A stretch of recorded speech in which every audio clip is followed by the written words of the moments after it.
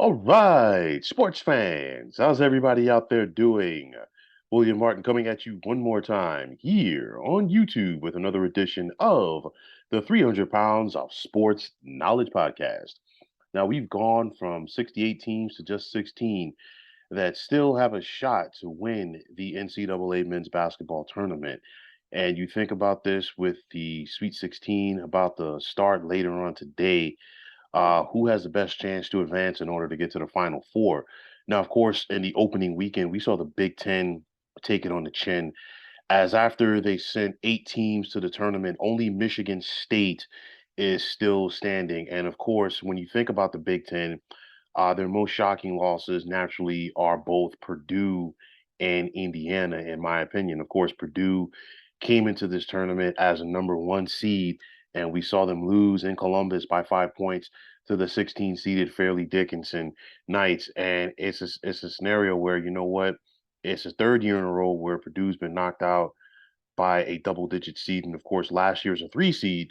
They got knocked out by the 15 seeded St. Peter's in the round of 16. And for me, I'm going to say Indiana was a bit of an upset as far as them losing as the 5 seed, pardon me, as a 4 seed to Miami on Sunday, because I looked at the way that the Hoosiers finished the regular season. But at the end of the day, Indiana is one of those teams where you never knew what you were going to get from them this year. And you can make that case for a lot of teams this year. But overall, with the Big Ten, I was not shocked to see a team like Maryland lose to Alabama. Of course, in that 8-9 game, that was a tough matchup right there for them. Texas A&M, pardon me, Penn State getting past Texas A&M in the fashion that they did was a surprise. But of course, the Nittany Lions ran in to a very tough Texas team in the round of 32, and now they lost their head coach, as Michael Shrewsbury is going to take the Notre Dame job. But nonetheless, Indiana and Purdue were the big surprises. I was not surprised about Illinois losing to Arkansas. I thought that was a winnable game for the Illini, but I also thought it was a losable game. And then, of course, after Northwestern got past Boise State in round number one as a 7 seed, they ran into a tough UCLA club in the second round. Now, the Spartans, they're always battle tested under head coach Tom Izzo. Not surprised that they got past the 2 seeded Marquette in the East. It's one of those scenarios where you just don't bet against a Tom Izzo team in March, and this Michigan State team this year is showing that once again. Now, in regards to the ACC, Miami is the last hope. The ACC was a down year overall. We only saw 5 teams from the ACC make the tournament. Of course, fourth seeded Virginia losing to Furman in round one was a big shock. Duke, I'm going to say this was a shock for me because the way that the Blue Devils were playing coming down the stretch of the regular season into the ACC tournament and coming into the tournament, I thought this Duke team could do some damage. And they simply got out physical this past Saturday when they lost to Tennessee.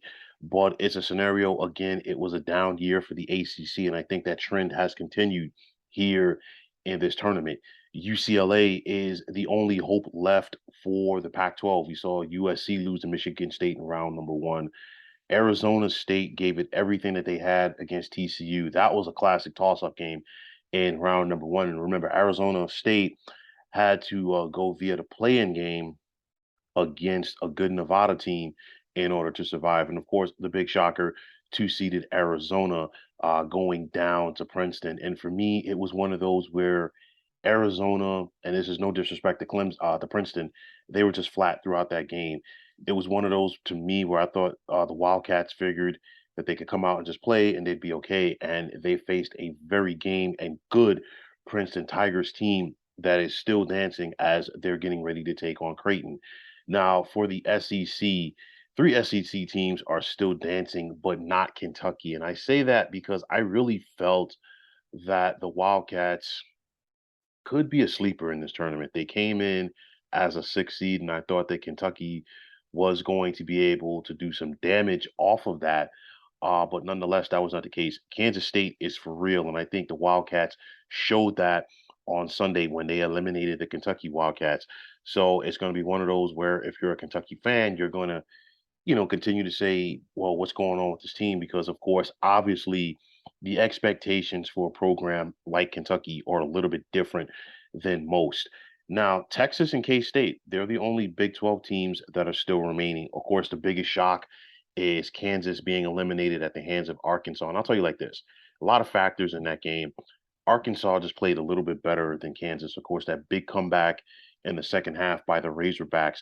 Arkansas is a very good team. We've seen the Razorbacks be ranked at times this season, and it's one of those where it's one of those 1-8 matchups that is not favorable for the one seed. And then, of course, not having Bill Self out there. No disrespect to Norm Roberts, but nonetheless, he's not Bill Self. And I think that showed in the critical times. And that is a reason why the Jayhawks are going home. And you can also make a case for three-seeded Baylor losing to Creighton. But again, it was just a bad matchup for the Bears. But nonetheless, not surprised to see, West Virginia lose to Maryland. Those 8-9 games are, always toss-ups.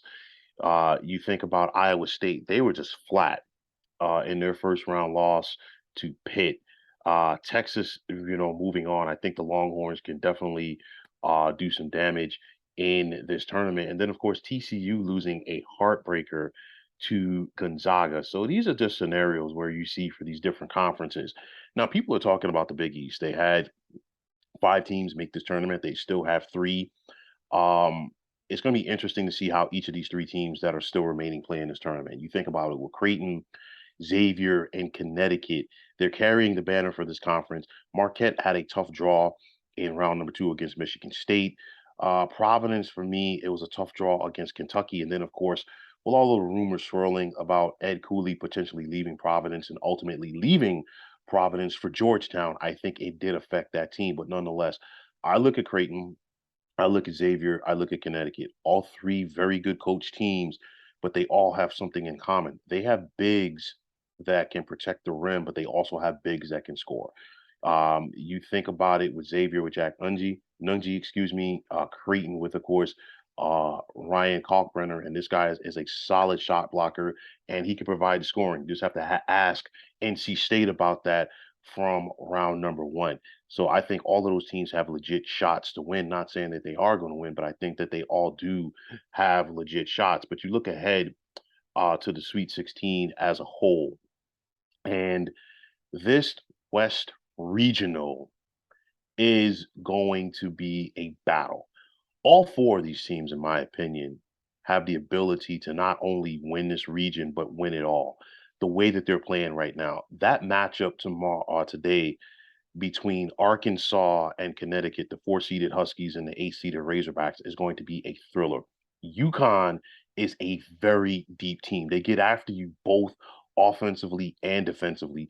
You look at the Razorbacks and the way that they play under Eric Musselman, they are not going to be a pushover. That's going to be a tremendous game. Gonzaga UCLA is going to be a dandy. You look at the way that Drew Timme operates in that post, and UCLA cannot allow Timmy to get comfortable early in this game, because if they do, it's going to be a long evening. You think about the East Regional at Madison Square Garden, and of course, you got the battle tested Michigan State Spartans, a 7 seed, taking on 3-seeded Kansas State, a team that a lot of people are not talking about, but you have to pay attention to the Wildcats, as the team from the Little Apple is set to take over the Big Apple. The other part of that East region, the 4th-seeded Tennessee Volunteers, they have made it this far, and I didn't expect them to do that much. Number 1, because of the way that they finished the regular season, but number 2, losing their point guard. And Tennessee has really shown me something from the first weekend, and that's a credit to their head coach, Rick Barnes, so you cannot count them out.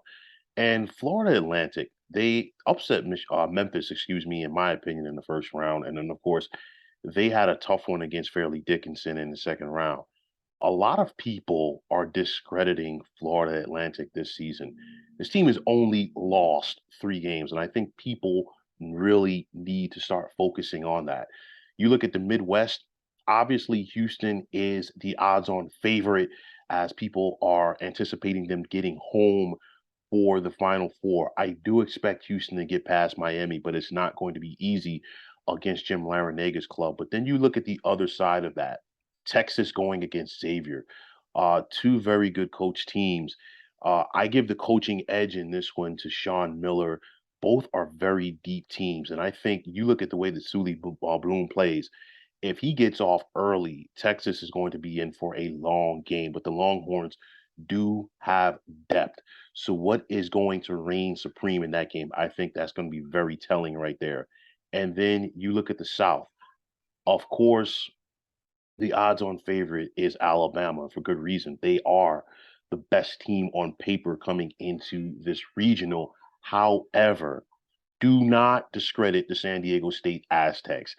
This team out of the Mountain West, they have athletes. They also know how to get after you defensively. It's going to be interesting to see if they can slow down this Alabama offense.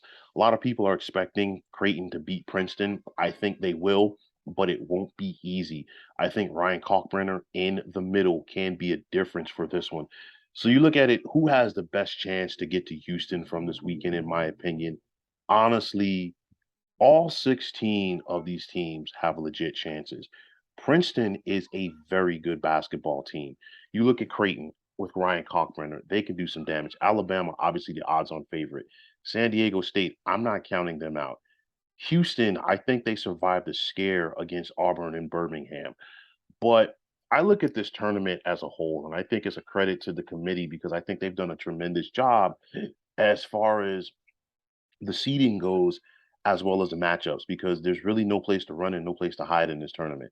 A toss up in the play-in tournament with Mississippi State and Pittsburgh. The same can be said for Arizona State and Nevada, but of course, Arizona State just came out like gangbusters in that game. And you think about the first round, you had Maryland going up against West Virginia, classic 8-9 game, Creighton against NC State, just to name a few. Iowa against Auburn, and Iowa, of course, lost that game, but the Hawkeyes could have done damage in that game.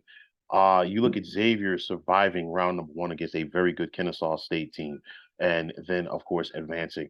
Texas A&M, who was playing some great basketball, they ran into a good Penn State club. Then you think about Arkansas, Illinois in round number one. That was a very interesting game as far as the matchup goes. UConn, having to survive Iona because Iona gave them a good competition in the first half. And then, of course, the Huskies' talent prevailed in that one in the second half. And the same could be said when UConn rather got past St. Mary's in the second half. Gonzaga surviving TCU after TCU survived Arizona State. Very good teams right there, but of course, somebody has to go home. That's just the nature of the beast. And I think that trend will continue over here in the Sweet 16. So, nonetheless, I think we are in store for some great battles, 4 good games tonight, 4 tomorrow, and then, of course, 2 regional final matchups on both Saturday and Sunday. But nonetheless, the road to the Final Four will get a little bit clearer, or much clearer, rather, following this weekend. Now it's just going to be who is going to be the quartet that will get to Houston. So, folks, that is going to wrap it up. And as always, I want to take this time out to thank you for tuning into the 300 Pounds of Sports Knowledge podcast here on YouTube. I want to take this time out to thank all of you fine folks out there for tuning in. And if you have not already, please feel free to subscribe to this channel. Now, if you're on Twitter, please feel free to follow me at 300 Pounds of Sports. And like I always say, if you follow me, it'll be my pleasure to follow you right back. There's also the sports discussion group on Facebook at the Sports Depot 365. Now, you can check it out. Drop a line and be a part of one of the better sports debating sites going on social media. So, once again, fine folks, my name is William Martin, and I am signing off, saying take care and have yourselves a wonderful day.